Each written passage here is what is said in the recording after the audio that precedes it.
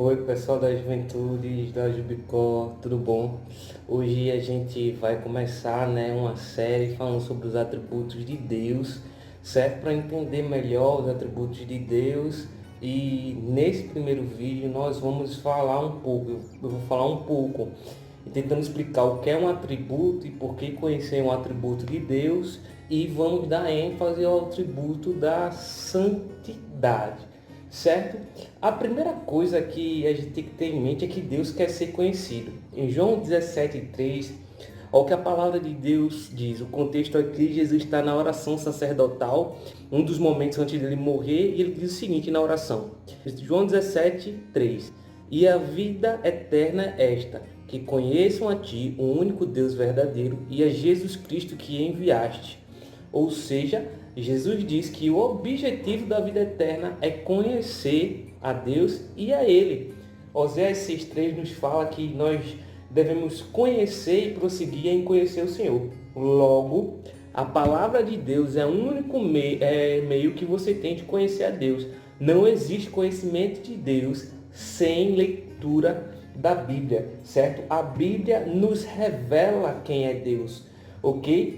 E a forma que nós conhecemos a Deus interfere drasticamente como a gente adora Ele. Nós podemos ver um exemplo de uma adoração de uma pessoa que não conhece verdadeiramente a Deus. Um exemplo do Antigo Testamento é Nadab e Abiú. Se você não sabe, Nadab e Abiú, eles eram filhos do sacerdote Arão e também tinham sido separados para o sacerdócio. Contudo, no ato de consagração ao sacerdócio, eles foram e ofereceram fogo estranho para Deus. Certo? Eles utilizaram um incenso próprio deles e ofereceram fogo estranho. E Deus se irou contra isso, porque eles não se achegaram na presença de Deus com um procedimento correto, certo? Com um procedimento santo, e Deus derramou a ira deles sobre eles. Ou seja, eles morreram. E a palavra atributo, no português, ela significa propriedade intrínseca ao sujeito pela qual ele pode ser distinguido ou identificado. Teologicamente, um atributo divino é uma qualidade característica de Deus. É o que muitas pessoas chamam de perfeições divinas. Mas só que existe uma classificação dos atributos de Deus, quando a gente se aprofunda nos estudos, Como assim uma classificação? Existem os atributos que são incomunicáveis e existem os atributos comunicáveis. Como assim? Que classificação é essa? Eles são incomunicáveis e comunicáveis no tocante à humanidade. Por exemplo, os atributos incomunicáveis são aqueles que Deus não partilha com o homem. Deus é onisciente, onipresente e onipotente, soberano. Esses atributos ele não partilha para a humanidade. A humanidade, o homem, não é nem onisciente, nem onipresente, nem onipotente, nem soberano. Em contrapartida, por outro lado, os atributos comunicáveis são aqueles que Deus comunica, certo, ao homem. São aqueles que os homens, que a humanidade pode reproduzir a partir de um relacionamento com Deus. Por exemplo, em Efésios 5:1, a palavra de Deus nos diz o seguinte: portanto, sede imitadores de Deus como filhos amados. Ou seja, essa imitação de Deus vem a partir do momento que eu tenho um relacionamento com Deus, e dessa forma eu posso reproduzir esses atributos que Deus me comunica através dessa comunhão. Por exemplo, no Éden, Deus vinha na viração do dia ter um relacionamento com Adão. Ele vinha ter comunhão com Adão. E qual o intuito desse relacionamento? Para que Adão pudesse comunicar os atributos de Deus para a terra. Só para ser mais específico, era dessa forma. Deus comunicava o amor dele para Adão e Deus queria que Adão reproduzisse isso na terra. Nós vemos isso em Mateus 5:7, quando Jesus, essa exigência, nós vemos quando Jesus está na terra e ele vem estabelecer o reino de Deus. No capítulo 5, Jesus começa o Sermão do Monte, que é uma configuração do reino de Deus. E Jesus fala o seguinte, em uma das bem-aventuranças: bem-aventurados os misericordiosos, porque eles alcançarão misericórdia. Ou seja, misericórdia é um atributo comunicável de Deus, porque Deus é misericordioso. E ele comunica esse atributo para o homem, querendo que o homem seja misericordioso também, a partir do relacionamento que ele tem com o homem. Lucas 10, 27, no contexto lá da parábola do bom samaritano, diz o seguinte: a isto ele respondeu, o doutor da lei respondeu a Jesus: amarás o Senhor teu Deus de todo o teu coração, de toda a tua alma, de todas as tuas forças, de todo o teu entendimento, e amarás teu próximo como a ti mesmo. Ou seja, o amor de Deus, que também é um atributo comunicável, é comunicado a nós para que nós possamos amar. Ele nos amou primeiro e por isso nós amamos a Ele e podemos amar o nosso próximo se nos relacionarmos com Ele. E a santidade, que é o atributo que nós vamos adentrar aqui nesse vídeo, também é um atributo comunicável. Porque veja só, olha o que 1 Pedro 1, 15, 16 nos fala: mas sede vós também santos em todo o vosso procedimento, assim como é santo aquele que vos chamou. Pois está escrito: sereis santo, porque eu sou santo. Entendo, o interessante aqui é que santidade tem a ver com procedimento. Logo, santidade não é só não pecar. Santidade é reproduzir a natureza de Deus. Santidade é ver o mundo como Deus vê.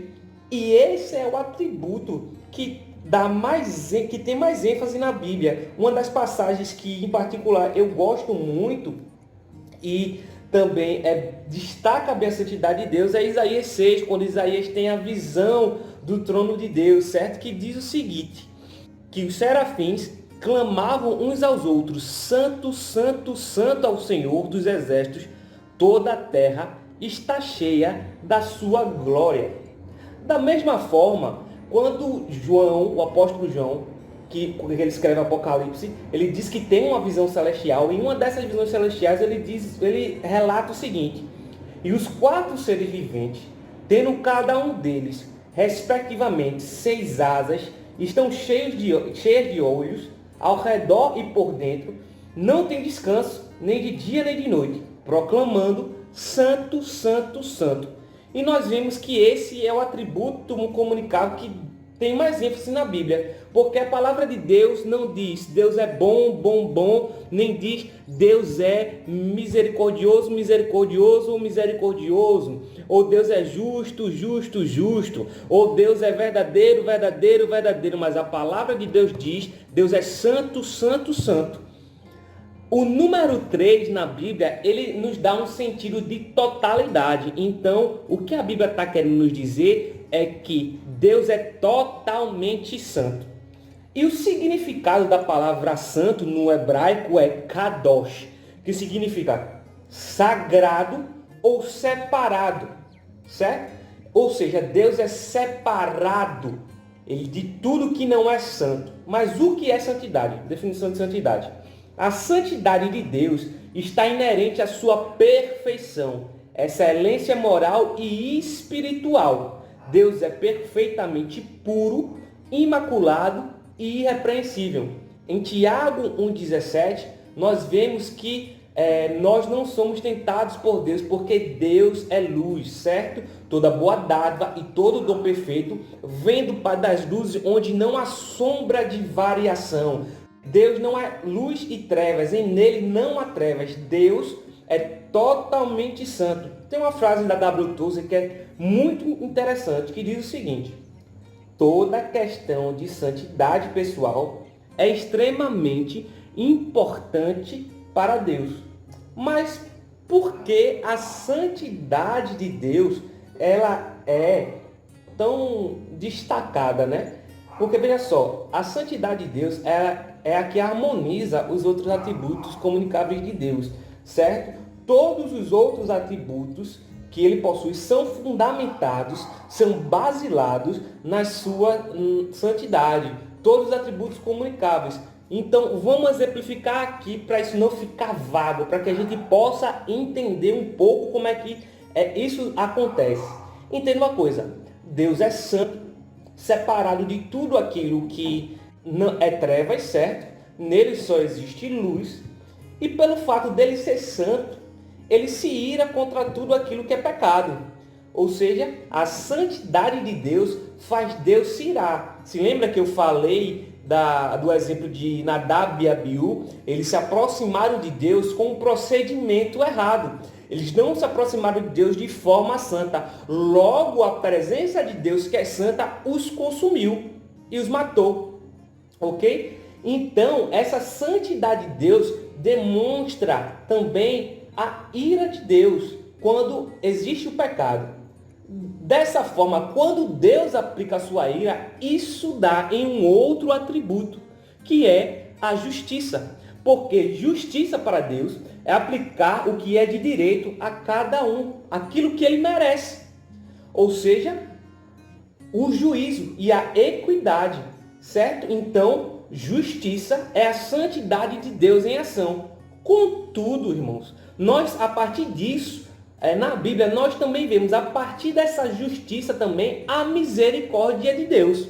Por que a misericórdia de Deus? Porque, veja só, nós, seres humanos, não haviam justo sequer, a Bíblia fala, merecíamos a ira de Deus. Mas Deus, ele é misericordioso. Ele mandou o seu Filho amado para que a ira dele caísse sobre o Filho no Calvário e livrasse a humanidade, para aqueles que creem no Filho, da ira.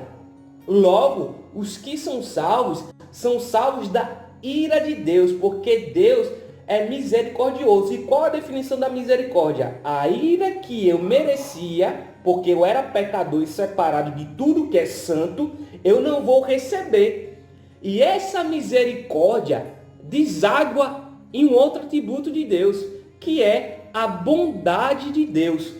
Certo? Porque por isso que nós dizemos que Deus é bom, porque nós não merecíamos ser salvos, nós não merecíamos a vinda do Filho de Deus, mas mesmo assim, Deus, antes da fundação do mundo, decidiu entregar o seu Filho, o Cordeiro de Deus, para que todo aquele que quer seja salvo e não pereça. Mas tudo isso é baseado na santidade de Deus. E a partir disso, Deus nos chama para ser santos e ter comunhão juntamente com Ele. Entenda uma coisa, relacionamento com Deus sem santidade gera juízo. Todo relacionamento com Deus tem que ser de forma santa, porque Ele é santo.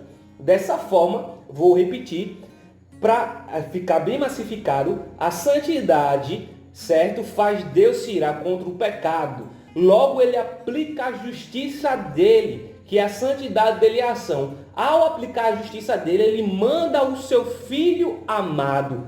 E isso dá na misericórdia. Porque Deus, em Efésios 2, no capítulo 2, Paulo fala que Deus é rico em misericórdia. Com o amor que ele nos amou. Outro atributo, amor. E isso deságua na bondade de Deus. Porque Deus é bom e misericordioso de eternidade a eternidade. Nota, você consegue compreender comigo e ver que um atributo deságua, vai dar em outro atributo, mas todos eles estão fundamentados na santidade de Deus. Por último, eu quero massificar isso no Salmo 89, quando Deus fala o seguinte a Davi. Salmo 89, versículo 35. Jurei por minha santidade de uma vez para sempre, não mentirei a Davi. Certo? Mas qual foi o juramento que Deus deu a Davi? O juramento que Deus deu a Davi foi que sempre reinaria um descendente de Davi sobre o trono de Davi, sobre a casa de Davi. E nós, amados, sabemos que Jesus Cristo, ele é um descendente de Davi. José, o pai dele, natural, era um dos descendentes de Davi, da linhagem de Davi. E ele Isaías fala que ele é a raiz de Davi. Então, a santidade de Deus também é a garantia dos seus juramentos. Então, Deus não é bipolar, irmão. Deus, quando faz uma coisa, ele não faz e desfaz, certo? Nós acabamos de dizer que Deus mandou o seu Filho Jesus e todo aquele que crê nele está salvo da ira, certo? Então, se você crê em Jesus Cristo, você está salvo, certo? Deus faz uma coisa e estabelece, e os marcos que Deus faz, pronto e acabou. E todos eles estão fundamentados na santidade dele, ok? Por último, eu quero deixar alguns versículos para que você que está assistindo aqui possa se aprofundar mais um pouco nessas questões sobre a santidade de Deus, se você quer entender mais sobre um pouco da santidade de Deus. Salmos 99:5 fala o seguinte: exaltai o Senhor, nosso Deus, e prostrai-vos diante de Deus, diante de seus pés, pois ele é santo. Isaías 43:3 nos diz o seguinte: porque eu sou o Senhor, teu Deus, o Santo de Israel, o teu Salvador. Levítico 11:44 nos fala o seguinte: porque eu sou o Senhor vosso Deus, portanto santificai-vos e sede santos, porque eu sou santo, e não vos contamineis com nenhum animal que rasteja sobre a terra. 1 Samuel 2:2 nos diz o seguinte: não há ninguém santo como o Senhor, não há outro além de ti, não há rocha como o nosso Deus.